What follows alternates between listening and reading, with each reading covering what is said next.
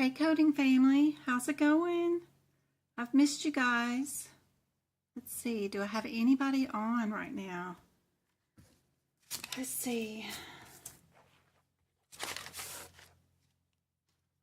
First time I've turned on my computer in like 10 days, guys. It's crazy. I can't remember a time I've not been on the computer like this before. My desk is a total war zone. We've had even more drama here. One of my neighbors fell in front of our house walking home on St. Patrick's Day. He's still in the hospital with some head injuries. His wife stopped by right at 6:30, right when I was about to go live, and looking for camera recordings of the night to see if there is any. But it has just been crazy since my mom fell and broke her hip, but she is doing very, very well. She's awesome. She's so strong. She's doing great. And I have practice exam questions for you guys to work on, which is great because I've missed this so much. How are y'all doing? What state are y'all in? And if anybody is fixing to take their coding exam, let me know the date of when you're fixing to take it. If you've settled on one, I'd love to know that.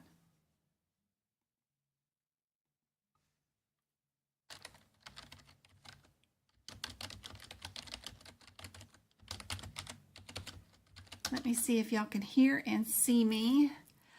Oh, we've got Kentucky and Texas. Howdy, howdy. March 28th. 6 more days. It is a state of confusion. Absolutely.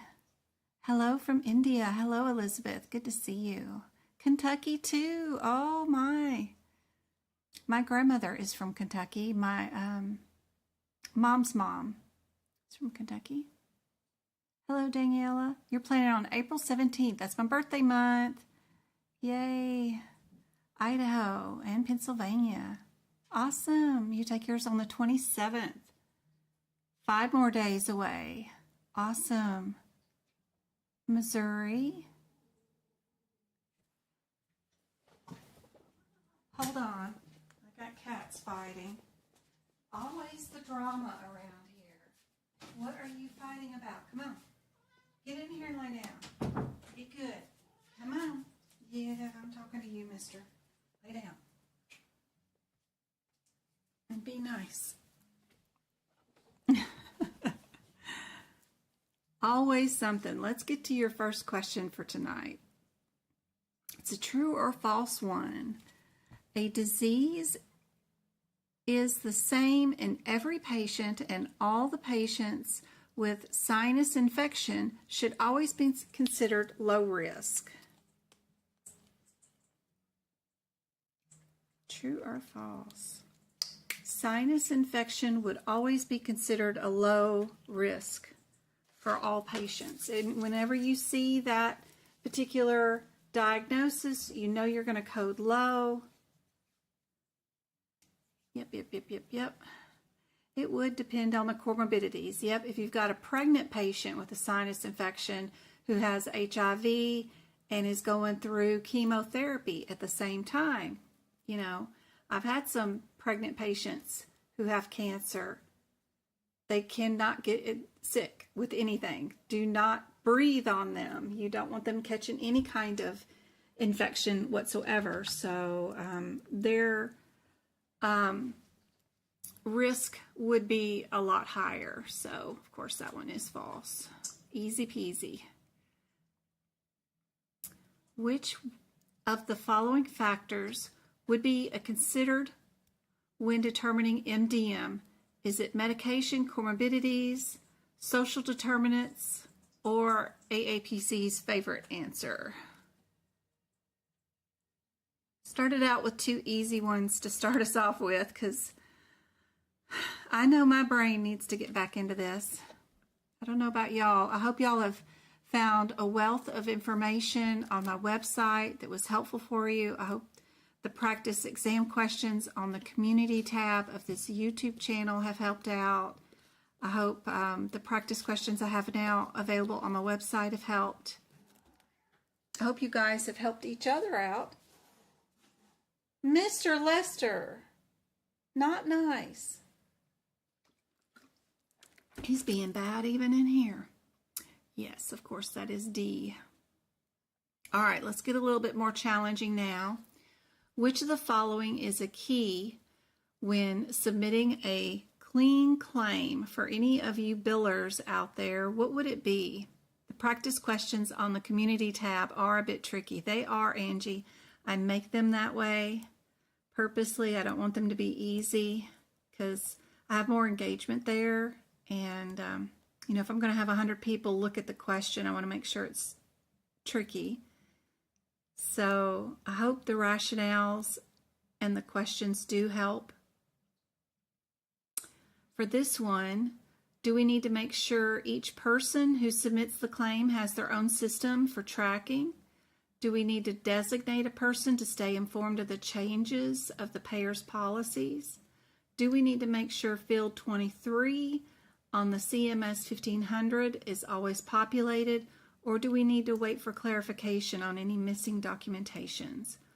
What one of those is key for submitting a clean claim? I'm glad you like the questions, Go-Kart. Thanks, Angie.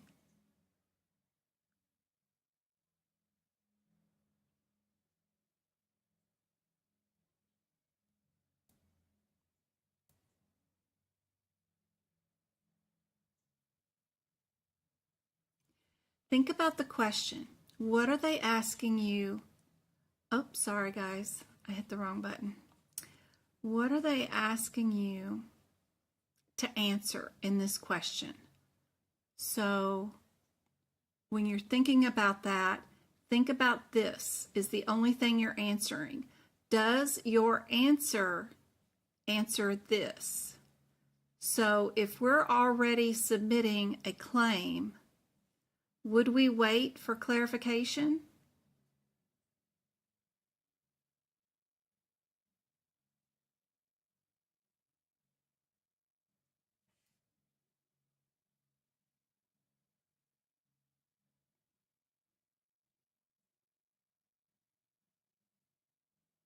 Do we always need to make sure a prior authorization thing is filled out for every single claim? And that it is always populated? What if it's just an E&M visit? Do E&M visits need to be prior auth? Well, they do if you're a specialty office maybe, but if you're just a PCP doctor, you wouldn't have any prior authorizations.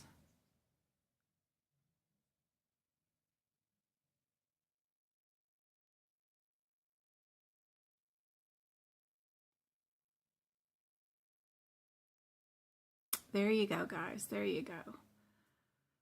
We don't want to make sure that each person is tracking their own claims. That's just silly. Our EHR system will track claims for us. But we do want to designate one person in our staff that is a super user of communications and policies, and have that person maybe not do claims every day of the week, maybe one day a week. They are going through all those emails that we get from Blue Cross Blue Shield, Cigna, United Healthcare, Medicare, and they're scrubbing them for any updates on new items of action that we need to take and put in place for our department. One day a week, they would go through all those emails and see if there's anything that we need to change. Like, I know home health agencies just got a new update on all their guidelines yesterday. So there was like 400 pages of all brand new guidelines for them. And boy, I hate to go through all that and implement that in and put that into policy right now. in one day. But that is the correct answer. It is crazy. That is the correct answer. B is it. Good job. All right, when should front desk personnel obtain patient insurance information? Is it before scheduling an appointment, at the time of service, before sending a claim, or after a denial of claim? We know D doesn't make any sense, but which one of A, B, and C would be correct? And then we're going to go on to HCPCS, and then we're going to do modifiers, then we're going to do diagnosis codes, then we're going to go do some nervous system, some radiology, some muscles, E&M, diagnosis codes, then we'll do some anatomy, more muscles, and E&M. But this is the last kind of billing question. Everybody says, almost everybody, at the time of service or before scheduling an appointment. The ideal or most best answer is A.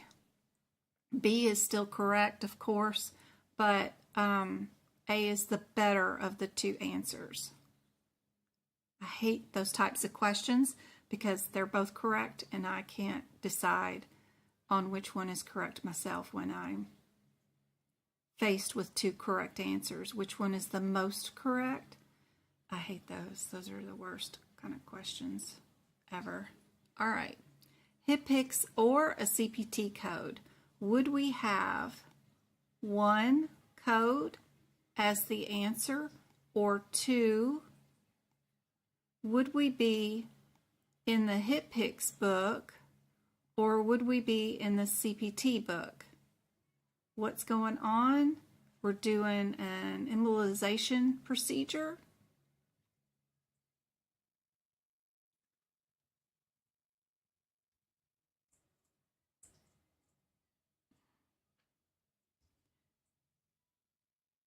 So you tell me if D is correct. I don't know.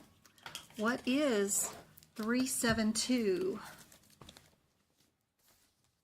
42. What is that CPT code? 372 42.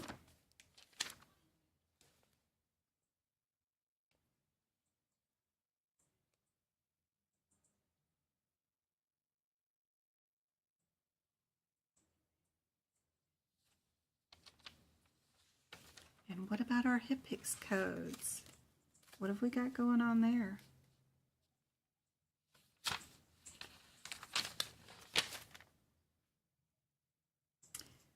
37242 is arterial. Got to look at its mother code, which is 41, which is a vascular embolism. Occlusion. Includes all radiology. Ooh, my cell phones are making all kinds of racket. But nanny cam on my mother is a little too quiet. What's going on with her?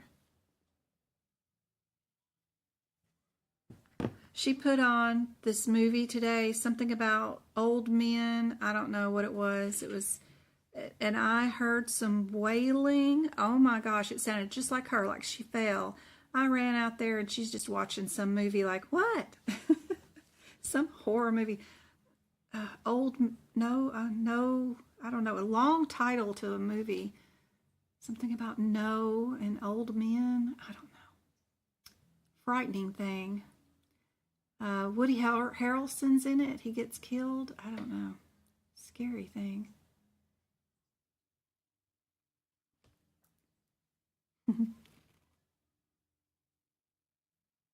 Somebody passed. Woohoo! Who did that? Thank you, It's.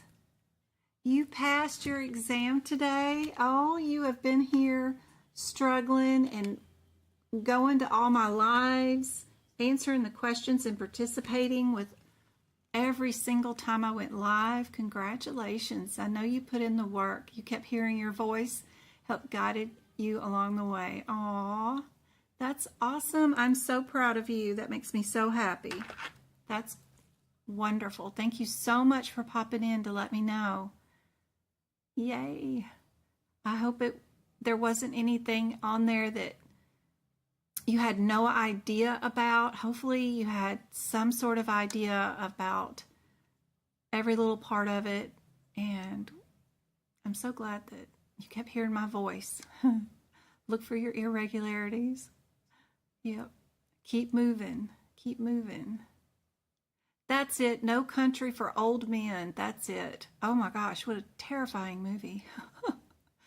There was some woman wailing in that thing, and I swear I thought it was my mom falling again. And I ran out there like crazy, like a crazy woman.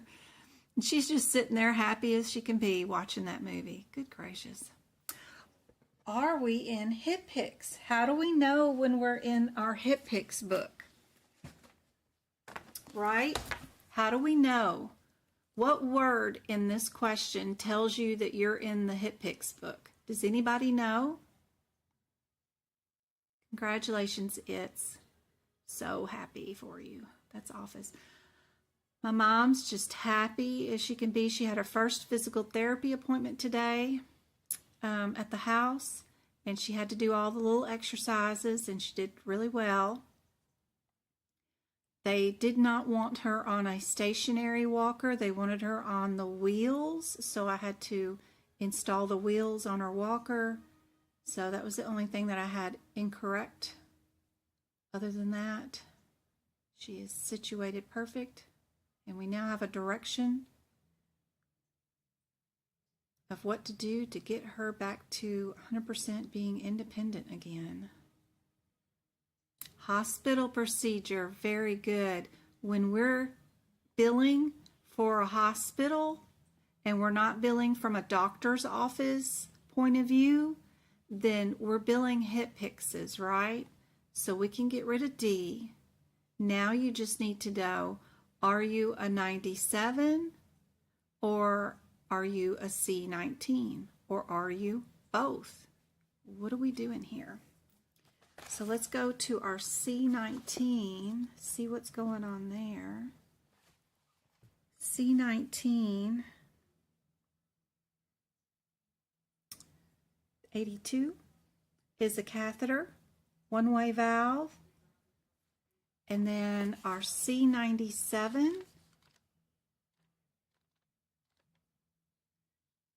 97.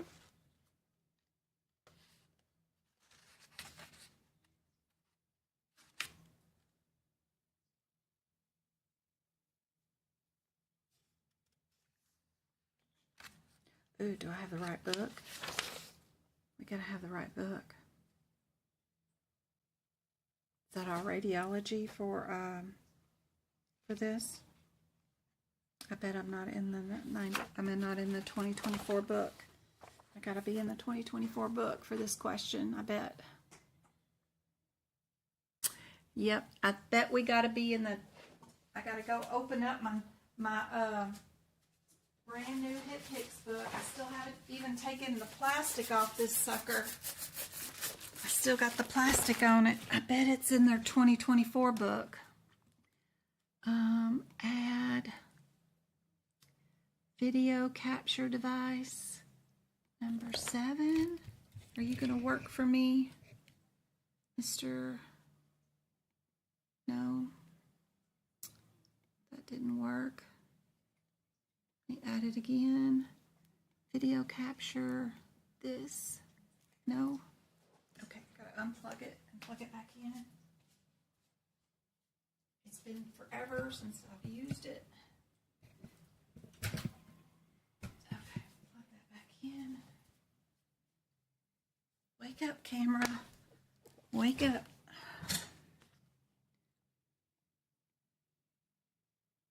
Okay, add video capture. Okay, there we go. All right. See, I haven't even taken off the plastic off of mine yet. the 2024 one. I've had it here and haven't even done that. So let's go see if it's in this book. I bet it's a brand new question because I just got this out of the magazine, the monthly magazine from AAPC. They had new questions for April 1st. So some of these questions are from there. So it might be a new question. Oh, cats, stop it. C97. I haven't done any of these questions. I just posted them here and figured I'd work them out with you guys. 97. We still don't have 97. We got 95. Wonder if it's somewhere else. 97. We got a ton of new codes. We got lots of new codes. See all the little red dots? Wonder if they have a typo with the wrong number. 97. Let me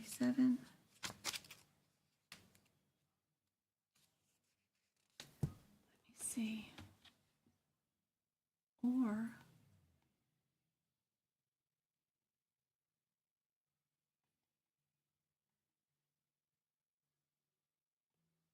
let's see.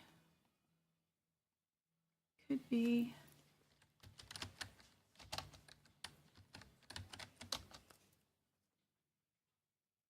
where is it? Level 4 endovascular. I wonder where it's at. Oh, this book may not have it in it either because these are updated quarterly, and this version of the book may not have the new code in it either. Even though it's 2024, these codes are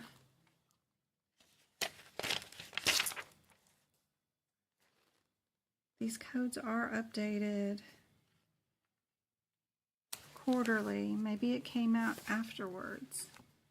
So what I'm finding on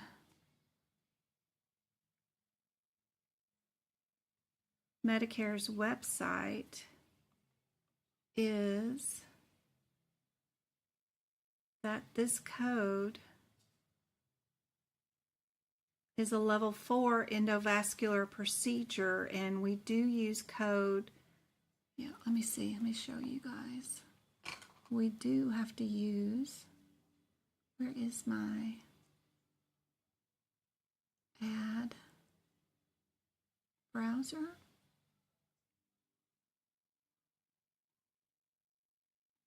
Add.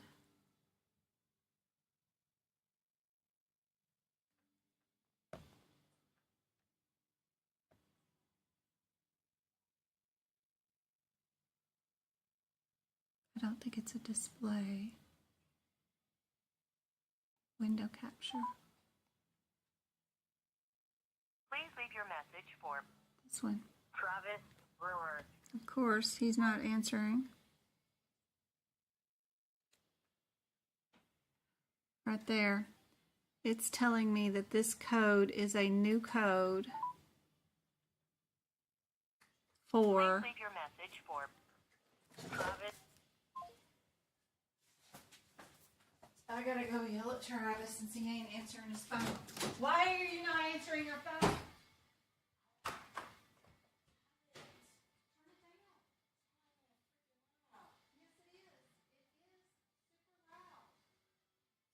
Super loud. It is super loud. And go turn on your phone. Turn it down some more. More.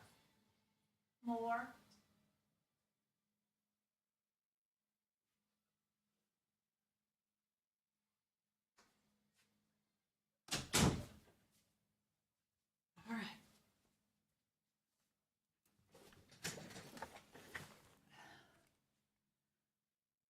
I don't know what to do about this other than we need to add it to our HitPix book that this tri-nave is a new code that is not in our CPT book. It's not even in my,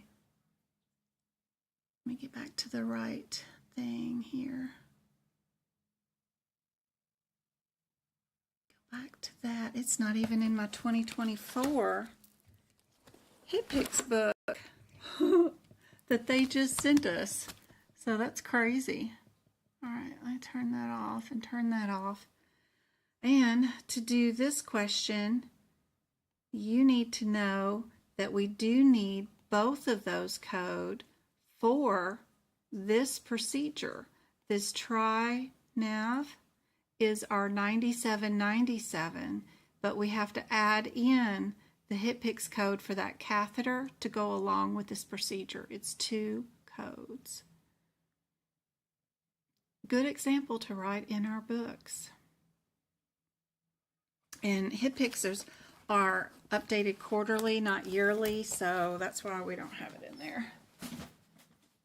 Because they just issued these HCPCS books, but they must have forgotten that one. Or it's somewhere in the book that I don't know where it's at right now. I'll keep looking for it. Maybe it's added in the back of the book somewhere. All right, let's try this one.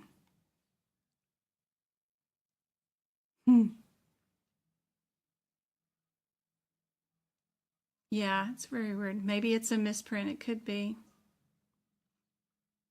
But they made a practice question for the particular code that happens to be a misprint. That's crazy. And you know, if it's one of their practice questions, that's in the whole pool of questions that could be populated and put into any exam. So since we do have a practice question from AAPC with that code in it, I recommend just writing it in. Get it in your books. That way it's there. In case you see that question again.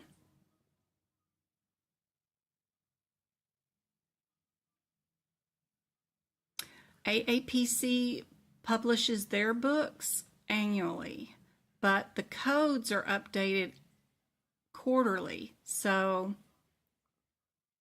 I'm sure there are certain HCPCS books that are published quarterly, but they might just be updates, maybe not a whole book. I don't know. We only have 3 questions on our total CPC exam for HCPCS. I don't think it's a major issue for you to worry about.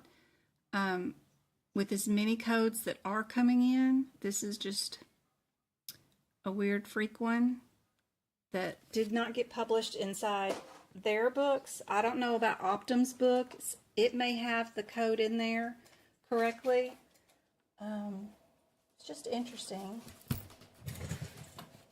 It's a brand new April code, and you know, April is another quarter. When they published this book in January, they probably published it off of December's information, and now that it's March, we've had another quarter since then, and now we've got new codes, but interesting.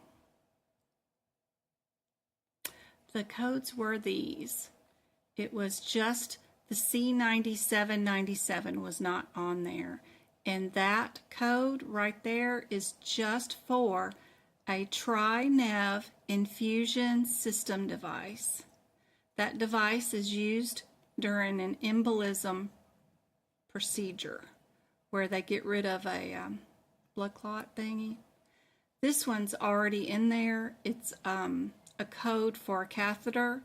I would write near this C1982 that you can use it with the C9797 if you're doing this procedure, so that you have them both in the same location, but then also go to the C9797 area where it should be, and underneath that C9795, if you've got the 2024 book, I would write in this tri-nav infusion system device right there too, but I would write it in both locations, at the C1982, and then I would also write it at the other one.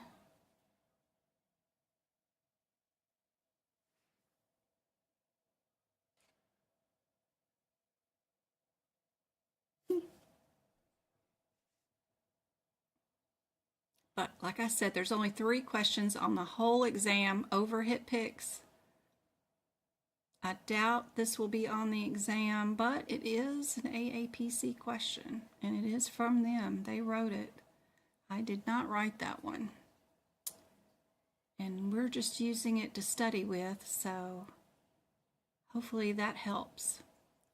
Next question. When a procedure is fully performed and the outcome is unsuccessful, how should you code the procedure?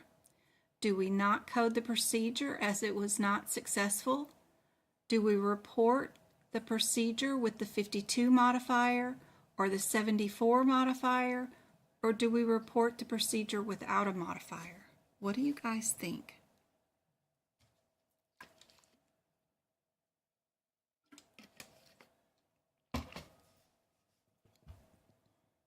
I sure have missed you guys.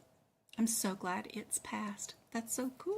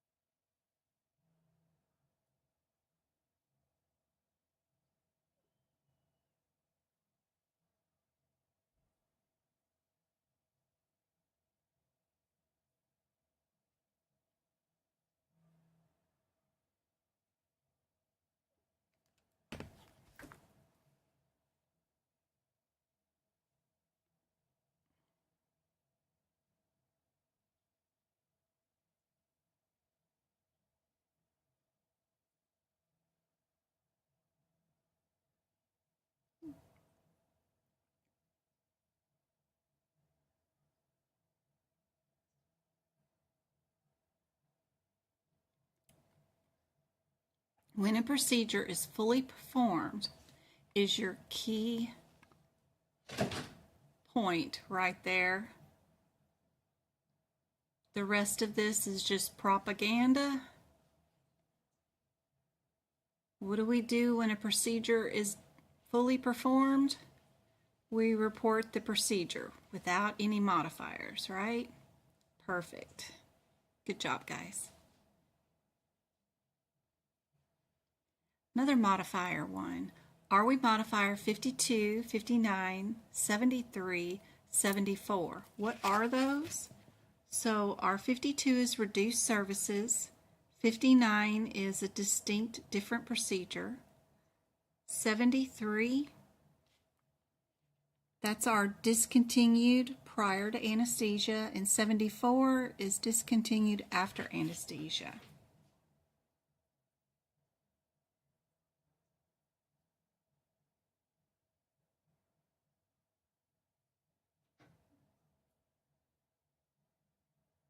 Magpie.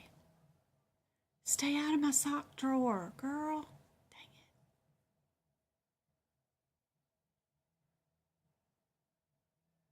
Accidentally left my sock drawer halfway open and she's in there.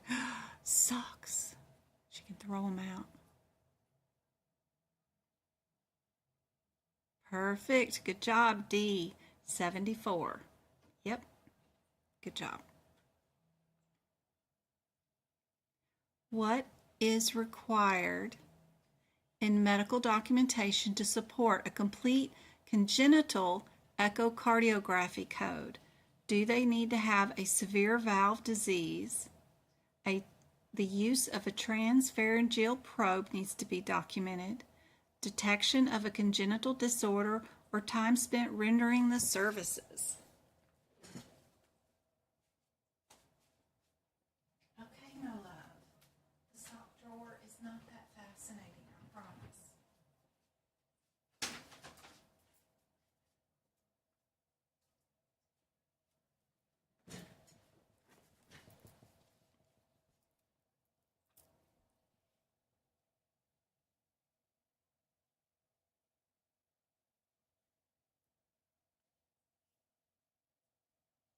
No, not normally. It normally does not start at 7 p.m.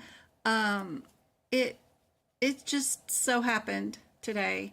I had a neighbor show up right at 6:30. Her husband fell in front of our house on St. Patrick's Day. He was airlifted to Vegas. He still has a couple of brain bleeds. He was walking from one neighbor's house to his house, past my house. She was wondering if I had camera footage of the event, and it took me a minute to get her conversation done and over with to come and do the live. So I started really late tonight, and it's the first live back since my mom fell and broke her hip. So I haven't been live in I don't know how many days. It's been almost 2 weeks, I think, somewhere around in there. So this is just bonus. I don't know if anybody's still awake on a Friday night that wants to practice questions. I just missed you guys and wanted to go live, so it will be saved on YouTube. If it's too late and you're tired and your brain's not working, you can always watch this again tomorrow.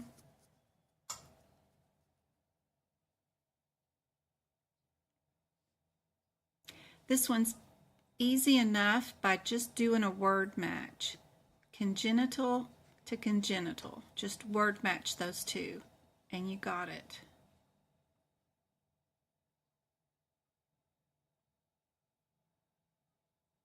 They made the question sound super fancy, and you know, you are a medical coder. You are not a radiologist, so you don't have to worry about the parts of things when it's being coded. You just need to make sure that the diagnosis and the CPT code match, right? So that also helps. What is the primary difference between an echocardiogram and an echocardiography? Now, needing to know those differences is helpful.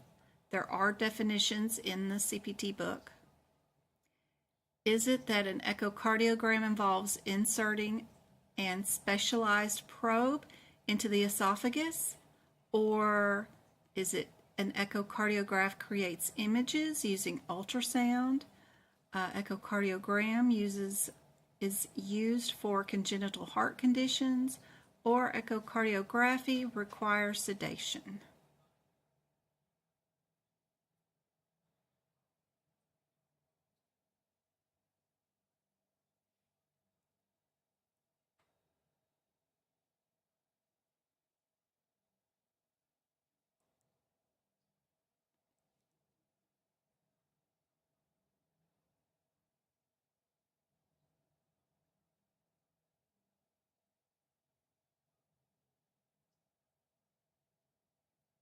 This is your first one you've caught. Oh, you're getting ready for work. Oh, Robin. I missed y'all too.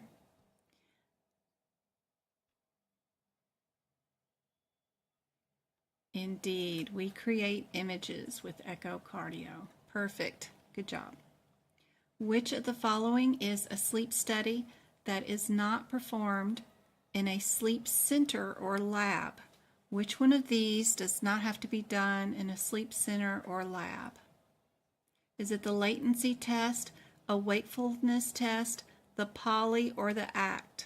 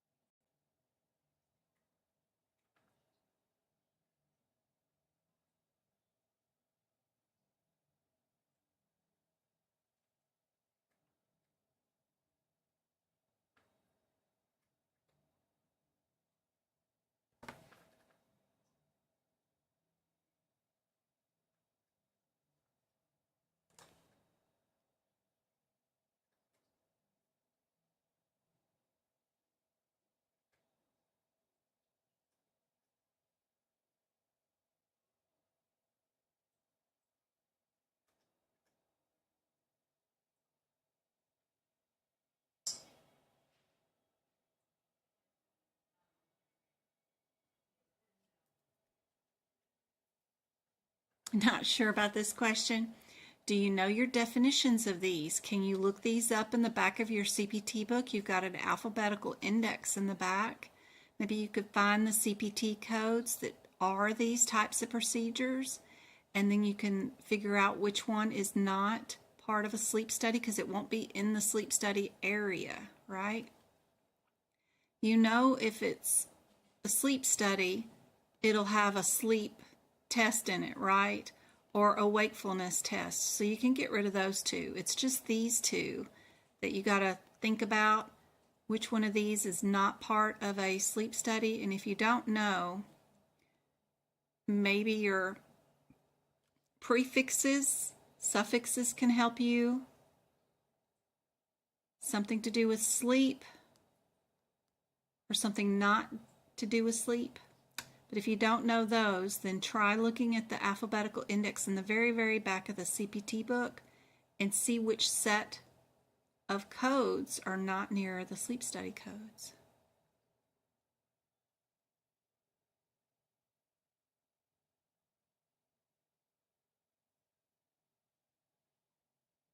Good job, guys. It is the ACT. It does measure sleep parameters and patterns, but it's done by even your watch device. You know, I have an Android watch device, and it lets me know when I snore and watches my patterns all the time, how many minutes I got in deep REM, and you know, those kind of stuff. So this one can be done from home. Yeah.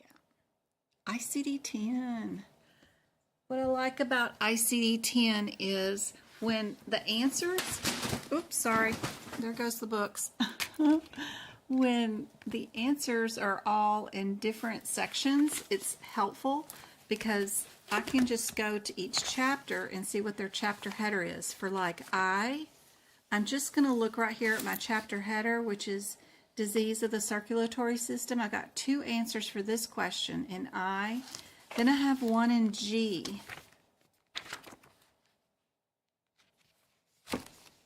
G is back here. G is diseases of the nervous system.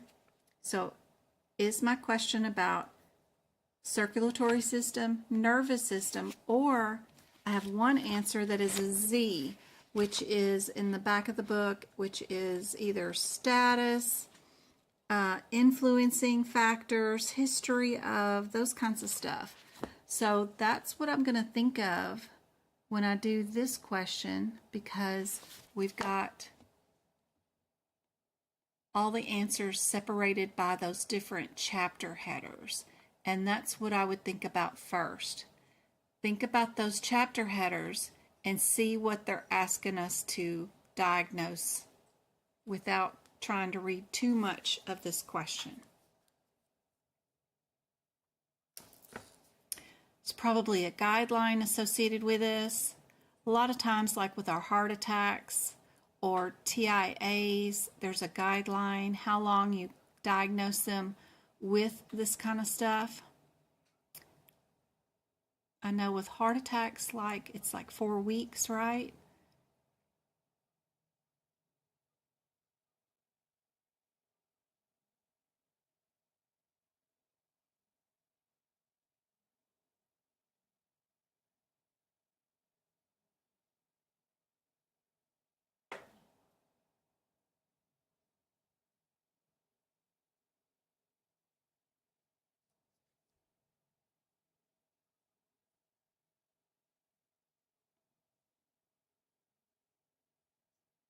I am looking forward to ICD-11. I doubled my income when we went from ICD-9 to ICD-10 because many coders didn't want to learn the new stuff from going from one book to another, and they retired. So when I came on board, I switched companies, and I just wrote down that I made double my salary and that I wanted that if they wanted me, and I could implement their new ICD-10 and their new HEDIS compliance program. And because I took on both those 2 new strategies, I was able to double my income. Now, did I know anything about ICD-10 at the time? No. Did I know anything about HEDIS measures? No, but it's all available on Google. I can Google anything, and I can ask the health plans what their guidelines are for certain things, and get all their PDFs. They all have reps that are busy writing up PowerPoint presentations. They are there to help medical groups bill appropriately. So if you're not afraid to reach out to health plan reps and ask them for their educational material, they'll send you more than you can present to your medical group already done for you. So it wasn't hard at all.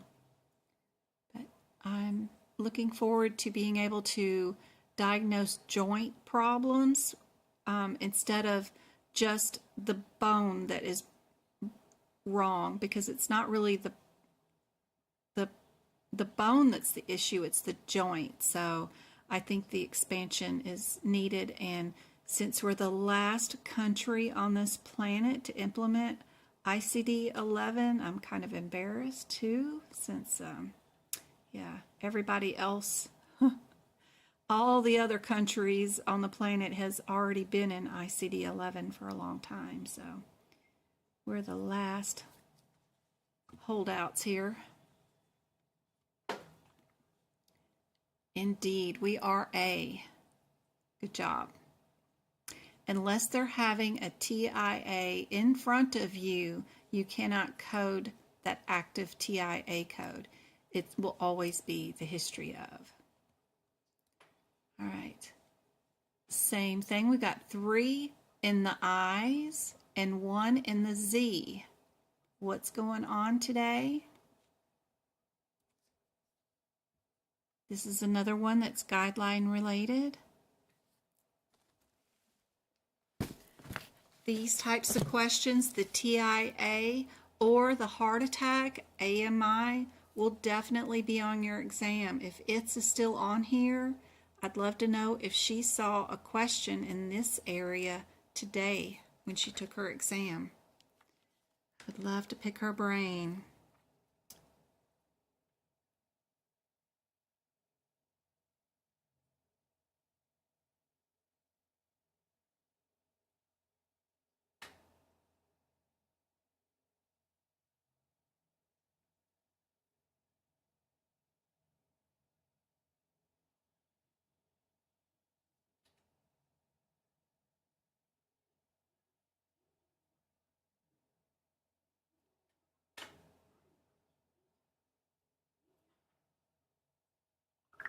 Oops, that's not helpful.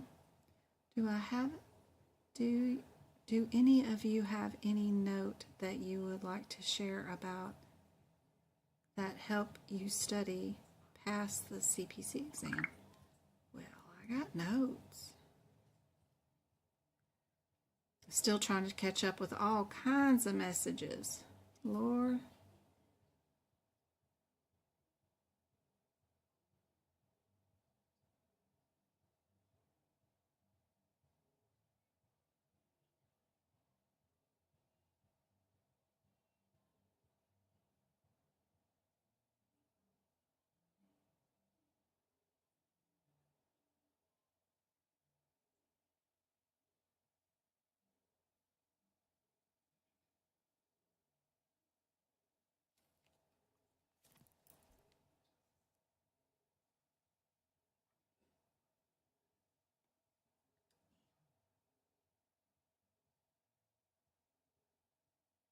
It wasn't like 40 years. I don't know how long it took us. I know that we pushed it out 2 years longer than it was supposed to be. And we're already there with ICD-11. We should have already implemented it 2 years ago. And in fact, October of 2023 was our due date. So we've pushed it back, obviously, to this October. I don't know if it's going to go into effect this October either. And I don't know how many more years we can push it off. So if it's not implemented by October of 2024, then I believe it will have to be for 2025.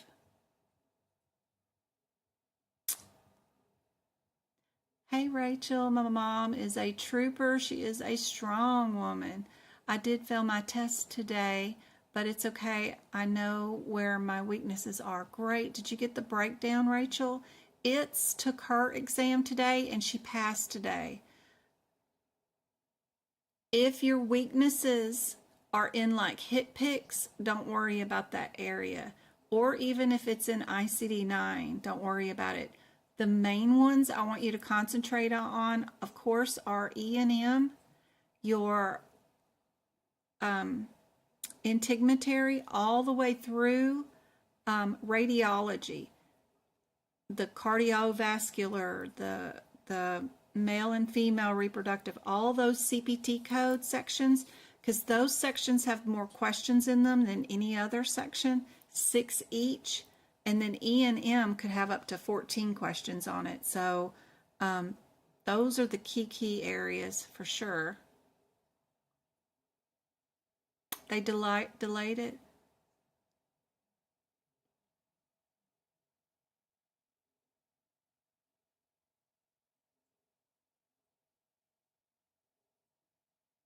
You haven't heard anything about it? Rachel, I've got a website. Well, in our Discord study group, I've already got postings inside there of what the new code will be for like hypertension or diabetes for ICD-11 and what it is for right now in ICD-10. Go on and gather up all that information. Don't tell one coworker about you squirreling it. And then when your company is hit with ICD-11 and they're all freaking out and IT's running around like crazy, you can volunteer to help implement your changeover and training on the new codes for the physicians and get yourself a raise. I doubled my income when that happened. Just squirrel all the info I've already got for you, and then don't say a thing to anybody. And then when everybody else is freaking out about it, you can be the calm, cool, collected one who's already organized and ready to hit the ground running. There is going to be a bunch of information free on the internet from all the health plans, full of educational PowerPoints and presentations you can present. You won't have any trouble. You got 100% on HCPCS. Good job. E&M and cases and guidelines. I have a workshop that is nothing but all E&M and guidelines. That workshop is here on YouTube. It's 75. I may have done like 82 practice questions just on that particular workshop. It's 3 hours long, and it's at least 75 questions. I think I did more that day of nothing but those questions, all in one workshop. Be sure and watch that one. Speaking of that, I didn't give away any YouTube memberships. Let me take care of that right now. I'm so out of practice at all this, guys. Y'all gotta remind me. Let's give away 5 workshops. Be sure and comment and chat anything, the state that you're living in, anything, because YouTube is going to pick some winners and give y'all workshops. Yep, you have everything. The base membership has access to everything, just like the higher up membership has everything. There's nothing fancy about it. It just means that you want to pay more for the membership just to support me is all. If you want the $14 one, it has the same thing that the $4 one has in it. It's just more money. Anyway, there you go, guys. There is 5 free memberships, you guys. I hope those memberships help you out. I sent the money to YouTube. YouTube picks the winners. I don't have any control over it, but I hope that helps you out, Mamie.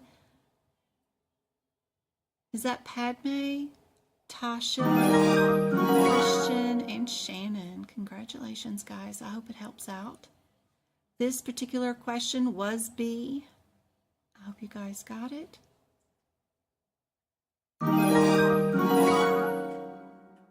Here's our next one. This one, the first thing that I noticed with this question is that some of the answers just have a 79 and an RT modifier. Some of them have the 79 and the 54 and the RT. So I would think about those modifiers first, because that will help me get down to a 50-50 shot quicker. Our 79 modifier is unrelated procedure. It's in every one of the answers except for C. And then 54, that's surgical care only. And then 55 is post-op management only. Are we doing a post-op care? What's going on with this patient today? That may help you eliminate answers easier than going to CPT codes.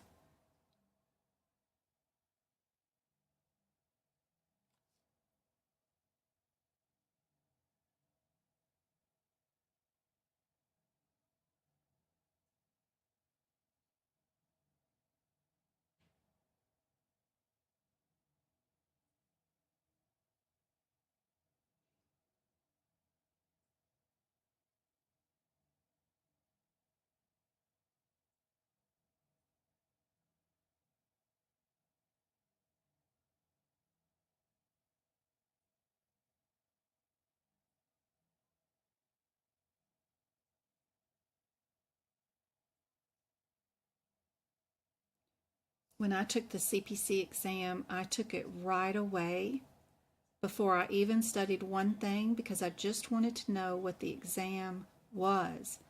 I wanted to know what to study, and how do you know without taking the exam? And I love the fact that AAPC gives you 2 attempts for one price.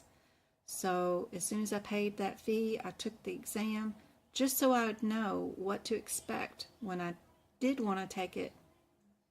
And I didn't want to study all year long, or whatever, however long it took me to decide to take the exam, on a bunch of stuff that I didn't need to study.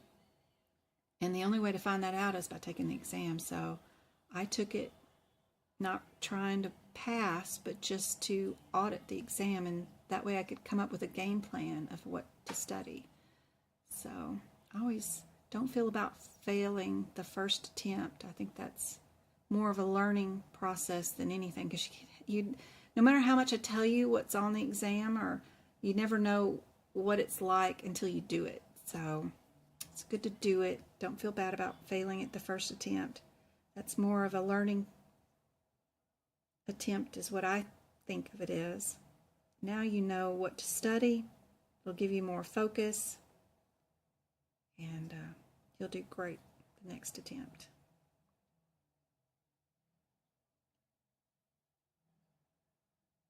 If you stay away from that propaganda, for sure.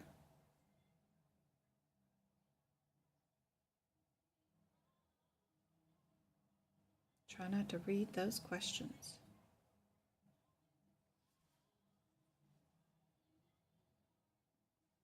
What do you guys think is the answer for this one? Still getting ads? Oh, darn.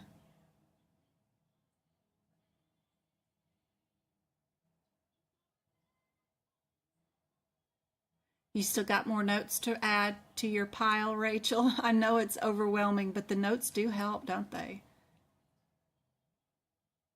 Global period A. Let's see. So you're excluding the 54 modifier and the 55, and you're only doing 1 CPT versus 2 CPTs. What did we do today?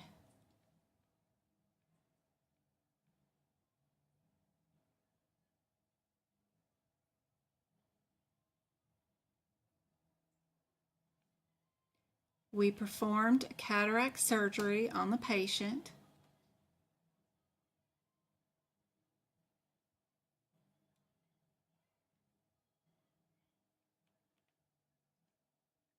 after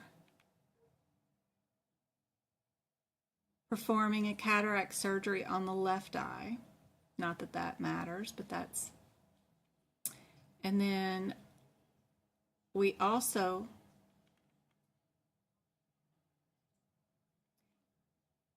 and 8 days after the procedure, the patient returns for a post-op visit.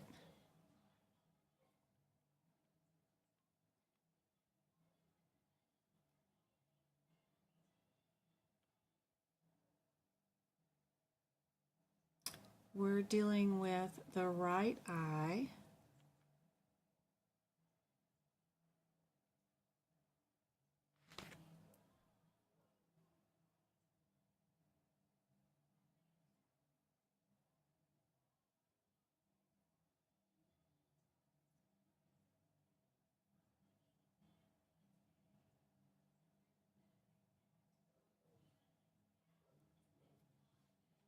I'm catching up with chat.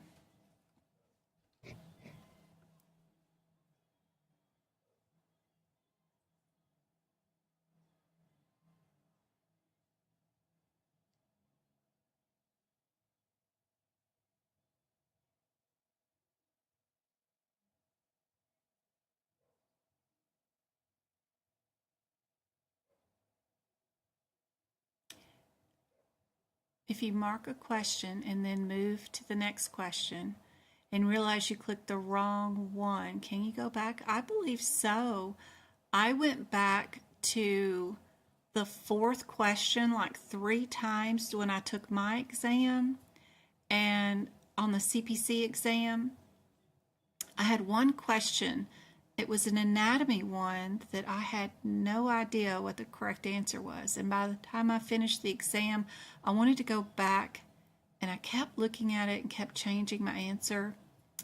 But the exam has changed since then. Now, when I took the CPMA exam in January, I believe I went back on one of my auditing questions when I was doing one of the cases and changed my answer on a previous question after I thought about it later on, and I was doing another question, and went back with no problem and changed my answer.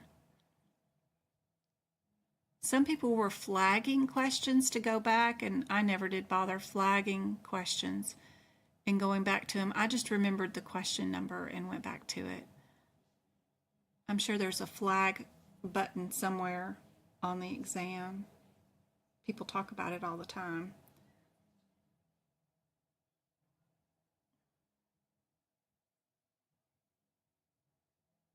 It's 90 days.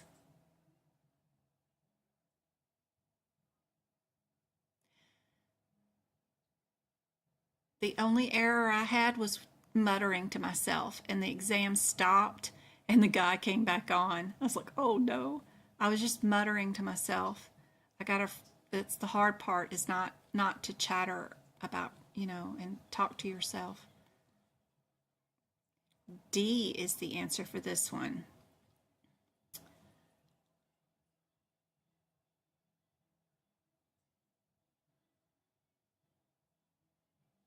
They use the 79 modifier. It is within the 90-day global period. You are correct. The first code is submitted with the modifier 54.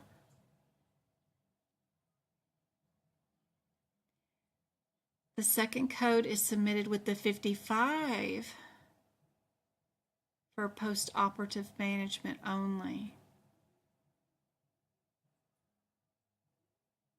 So the best answer, yeah.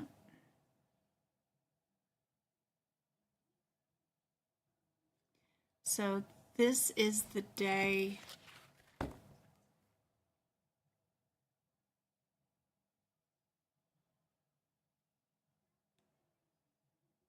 for the surgical care for doing the procedure, and then this is the post-op visit. Isn't that crazy? And still billing the same CPT code each visit.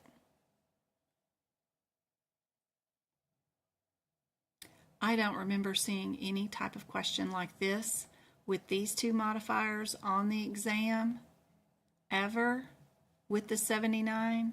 I've never heard of anybody having a question like this one on it, but it is cool. It's the same procedure code, and the pattern is to use 79 on both visits. One visit has 54, one visit has 55.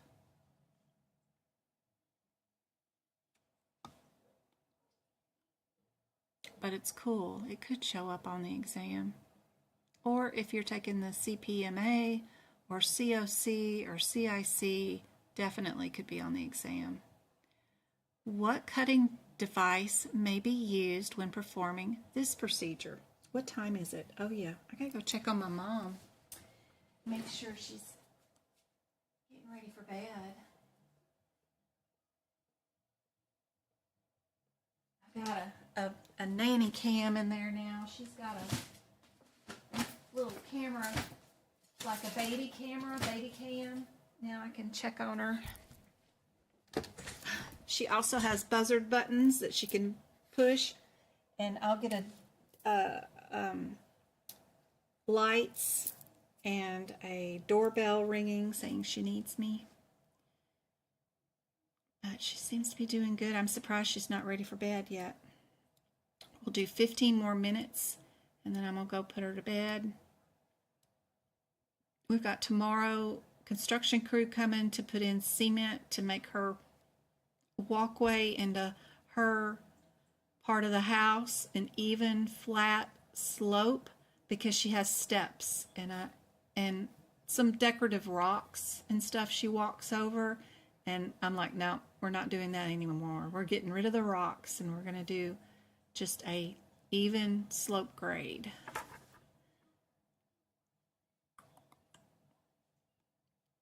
But I should be able to go live tomorrow.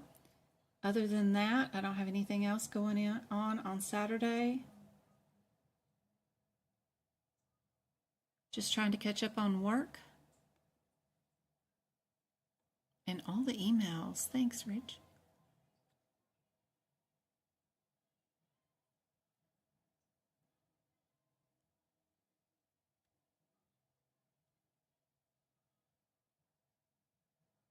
Taking my exam for the third time. Buy a packet again. Oh, 2 more attempts. First time was 49. Second time, it was lower. So I waited too long to take it. I didn't study much, and I have the book of 2023, and you recommended. Did you recommend? No. I'm afraid, because I know ICD-10 changes in April 1st. So I follow your advice. Anna, are you taking the CPC exam or ahima? If you're doing ahima, you have to have the 2024 books as of April 1st. But if you're doing CPC, AMA, or aapc, exams, you don't have to get a 2024 book. So far, there are no new codes on the exam right now. Do you know when you're going to take your third attempt? Yep. It is great, Go-Kart. I'm glad to be here to help her out. What cutting device may be used in performing this procedure? CPT does not describe the type of instrument. Do we use a scalpel only, a TENS jet, or a scalpel or TENS jet? Anybody have an idea?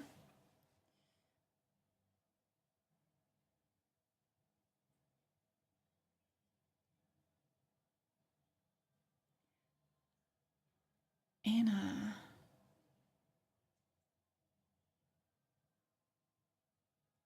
No exact date yet on Robin. It's okay.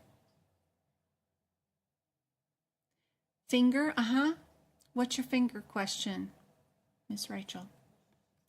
This one is A. CPT does not describe the type of instrument performed on that procedure. So no worries about having a particular name on that one. What about this radiology question? If we're doing an appropriate CPT code for an ultrasonic guidance of a needle, which one would we use? Would we use something from the musculoskeletal section, something from radiology, or none of the above? For ultrasonic.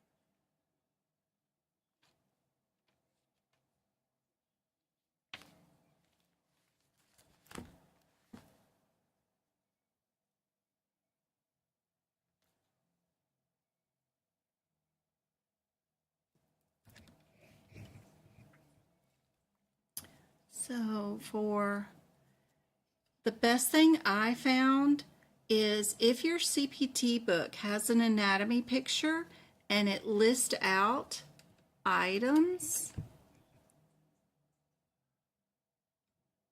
Which one's the Luna? This one right here.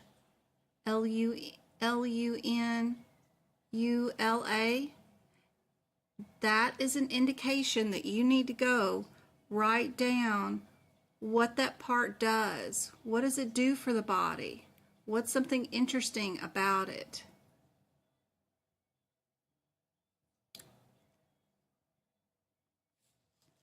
So every one of my anatomy pictures, I've gone and went through and Googled what each part does and wrote out a specific little thing about each one so that if it comes down to my exam and I get asked about it, I'll know what's going on. Yep. I've been told that's on the exam. Perfect. Where's my little ink pens? I still haven't unpacked my stuff from the hospital. Look, I still got crackers. I stole all the hospital crackers. I love saltine crackers, especially when they're individually wrapped. I'm a weirdo. Alright, so we can pink highlight this one as being on the exam. If you ever get my notes anytime there is a code with a pink highlight, then that means that that code has been on somebody's exam before. But that's what I do for my anatomy notes. Anybody got an answer for this one? For this one?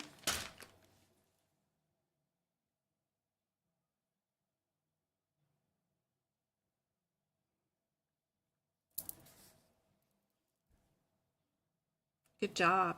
76942 is perfect. That is for our ultrasonic. This time, our none of the above or all of the above was not the correct answer for this one. It was one of those radiologies. For the process of elimination, of course, you get rid of the musculoskeletal. Go look up the differences between these two. Find one that says ultrasonic, and there you go. What about this one?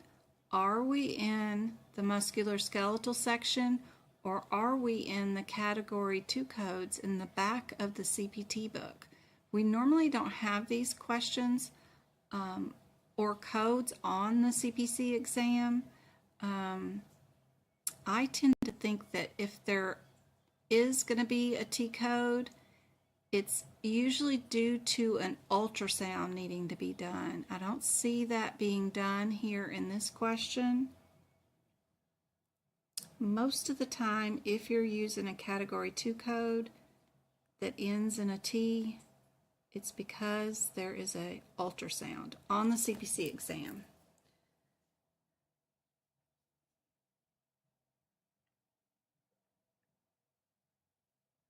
So I would go to this 78 and this 99, see what those two differences are, see if they match up with what's going on here, and then pick my answer.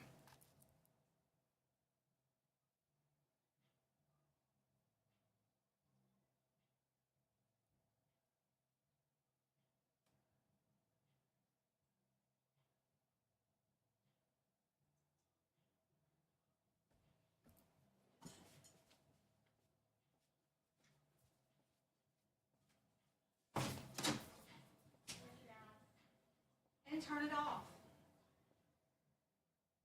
James, you're allowed to. Turn it off. No YouTube. That's inappropriate, Travis. No.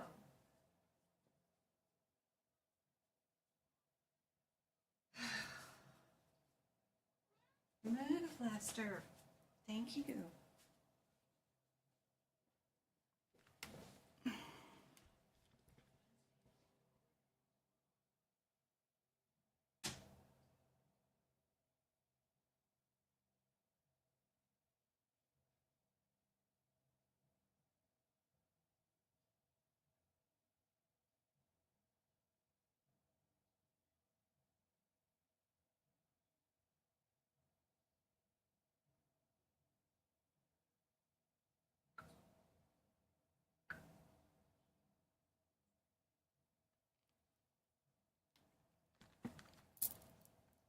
What do you guys think the answer is for this one?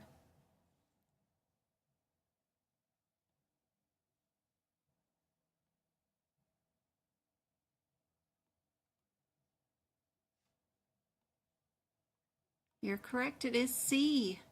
It is we do have some new Category 2 codes, and those codes have been deleted as of January 1st anyway. So it is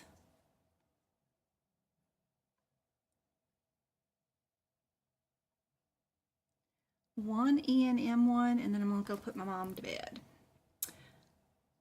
We've got our 99205, and would we add our 417, a G22, or a 418 for an E&M visit level 5 of 90 minutes?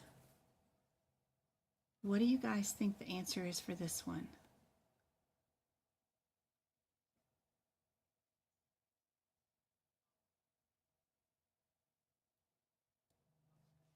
I never did see Anna back.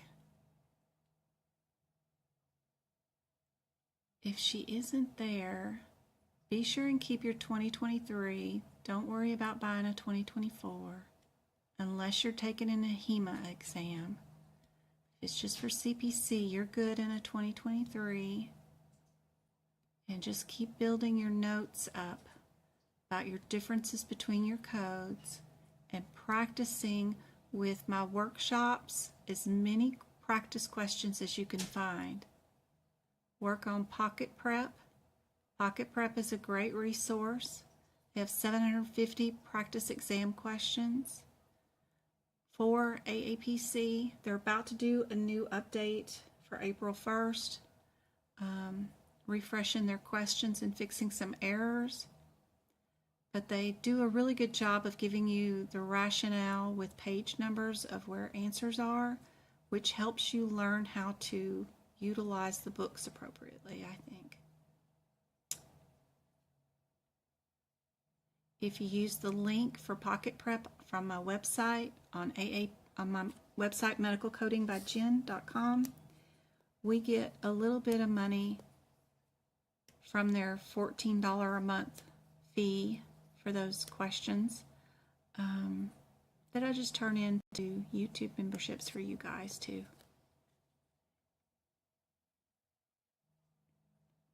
This patient is Medicare, so that gives you a hint as to which answer is correct. You guys should know this one. As you see the word Medicare, right? Medicare doesn't use CPT. They use HCPCS. We only have one answer with HCPCS in it, which is C.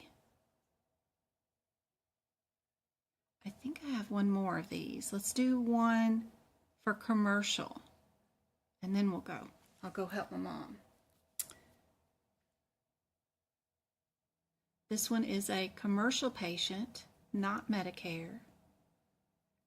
And the provider spends 75 minutes with the patient and 15 minutes beyond the typical time for these services. How would we code it?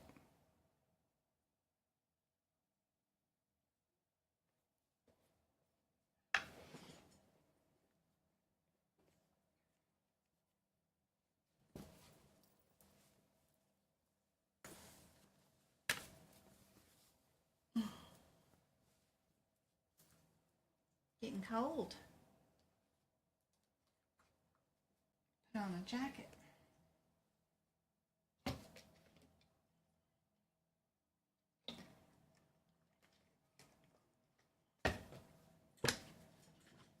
Anybody still awake? I know it's getting late across the United States. I still got 13 of you on and 11 likes on the YouTube live. Not too many people on tonight. I know nobody knew I was being on. But I hope this was helpful to you guys that did come hang out.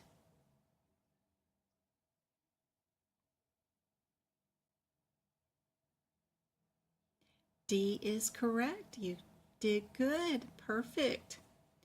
Oh, you just got home? Well, good. This will be saved on YouTube. You can rewatch it from the beginning all the way through to see the practice questions we got. I hope this was helpful. I'll go live tomorrow. I just don't know what time. I know we got an early start. The construction guys will be here early to work on Mom's ramp, but I'm not doing anything this weekend. I'll probably go live on TikTok because it's just simpler than OBS for me. And I still have some practice exam questions on Pocket Prep to go through to finish auditing their Pocket Prep system to see if their questions are correct. And since they have a new upgrade coming up on April 1st, I really wanted to get through those questions and get them all audited. I know Padme found another error. She was emailing me this weekend, and it's something about... My mind's gone blank.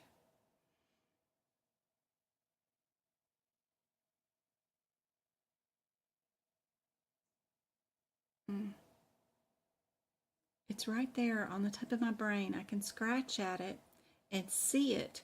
I just can't come up with the name of it. It's a really easy one. They're just missing the point of that guideline, and they have the answer incorrect. And I just need to email them and get them to fix that one.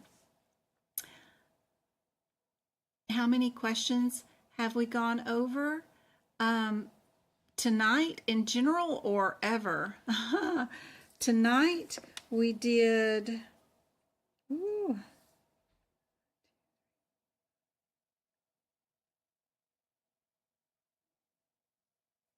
we did about 20 questions. Got a couple of anatomy questions coming up. This one's a good diagnosis code one about a patient who has multiple sclerosis with peripheral neuropathy, and it's related to the MS. How would it be coded? Would we use 2 codes or 1 code? Most of the time, not always, when it's something that's like this, where there's an MS diagnosis with something else, AAPC is trying to make you pick 2 codes. Most of the time, it's just the 1 code answer. So I would focus on these 2 and just look up my differences between my G36 and my G35. What in the world is going on in my house? Something's going on. And pick my answer from there. Really missed you too, Mabel, so much. I did finally get some rest. Yes, I did not sleep well for a long time, but I am sleeping better now. I am much better than before. This one happens to be our smallest. Yep, our 2 diagnosis ones. I thought it was just the A. I thought it was A for some reason. This one is going to be 2 diagnosis codes. It's crazy. It tells you in your notes to do that one. I'll have to go over that one again later. I wanted to get down to these anatomy ones real quick. I got 3 that we could do quickly. What's the most common meniscus tear? Does anybody know? I don't know how we would know as medical coders, but I guess if you coded these for a long time, you'd eventually figure it out. Which one is the most common?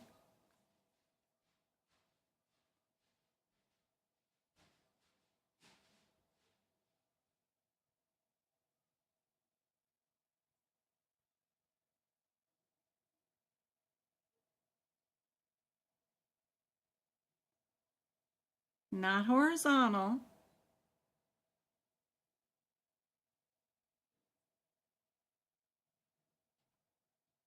Not incomplete. Not complex, because that's not a direction. So it's radial. I don't know how we're supposed to know that, but that's supposed to be the most common. And we treat them with the 81 and the 80 CPT codes. What compromises the meniscus? Is it medial or lateral, peripheral, anterior, central or peripheral, or none of the above? When you're looking at the CPT codes,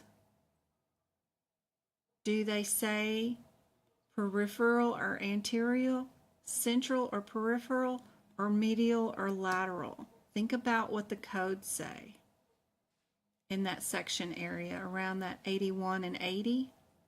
Yeah, medial and lateral. Yeah, perfect. All right, last one. Which type of tear is found on the outer portion of the meniscus? Is that the anterior horn, posterior horn, peripheral, or central?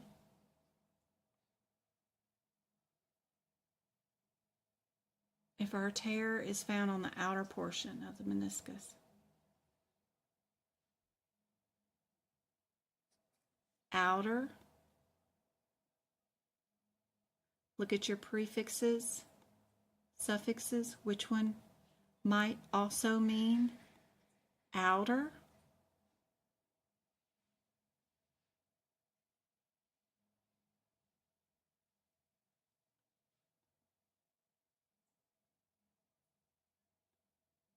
Outer might also mean around, right? We got peri, around. Yeah.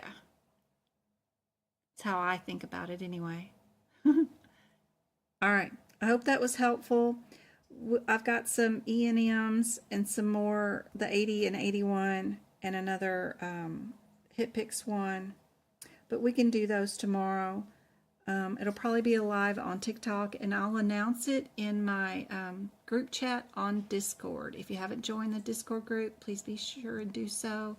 The link's on my website at medicalcodingbyjen.com. It's completely free for you guys. I always type in the chat right before I go live. Most of the time I do scheduled lives on Monday through Thursday, but since I'm back on a weekend and I haven't done it lately, these will just be bonus ones, and they will be on whatever device I happen to be around at the time. But we'll be back to a more regular schedule on Monday. But I hope to see you guys tomorrow, and y'all can hang out and we'll do some more practice questions. I hope this was helpful, but I am going to go dash and put Mom to bed. I really missed you guys and so proud of you guys and love you guys, and I'm so happy to be back, and I hope the very best for you guys. I hope all this helps you guys pass your exam, get a better career and better your lives. That's my total goal here, is to help you guys personally achieve and get that perfect job that you want